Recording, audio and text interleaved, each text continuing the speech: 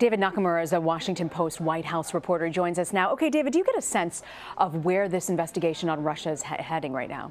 Well, I think what's clear from this latest story is that this is a serious escalation of this FBI investigation, and suggests a couple things. We don't know exactly what documents or evidence was seized in this raid, but White House officials are pushing back and saying, look, Manafort has fully cooperated. He cooperated with the Senate investigation into this and willingly met with them. And this includes documents that he'd already turned over and would have been willing to turn over more if he had been asked. But I think what this indicates, as Paula was suggesting, is that that the FBI, felt that there was a need to go before a judge and make this case. And so it could be that it's more about the direct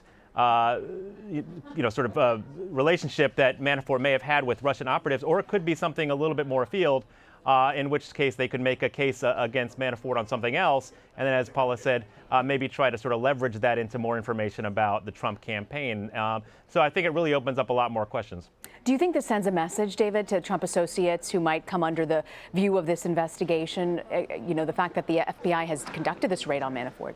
Absolutely. I think this is serious stuff, and President Trump himself has tried to discredit the entire investigation, not just the media reports about it, but suggesting it's a sort of a politically manufactured attack from Democrats and so on. But this is a serious person who's heading this FBI investigation, in Robert Mueller, and he's showing that he'll use all the powers that he has to get the information that he's looking for that might be there. One of the things that was brought up in this Washington Post story is that it could be that they may have seized some notes that Manafort may have taken at the June meeting last year that was recently disclosed with some Russian officials that included Jared Kushner, among others, that we've recently learned about.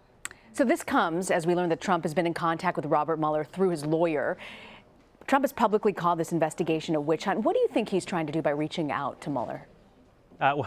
Well, we've seen that Trump has tried to influence this investigation from before Mueller was even in place. And in fact, that sort of leverage that he tried to use with James Comey and sort of talking to Comey privately and suggesting that maybe he drop the investigation into some of Trump's associates had in some ways led directly to Mueller taking over, because forcing Comey out and Comey's own actions and his testimony publicly had led Congress to agree that a special prosecutor was necessary to keep this investigation going on somewhat of an impartial manner. So I think if Trump is now trying to reach out to Mueller and suggest, that sort of, use sort of flattery to try to suggest that he's, appreciative of the work he's doing, which is contradicting the exact things Trump is saying publicly, that raises more questions about sort of improper sort of communication that the president is trying to use his office, use his position to, improperly maybe influence what is going on here.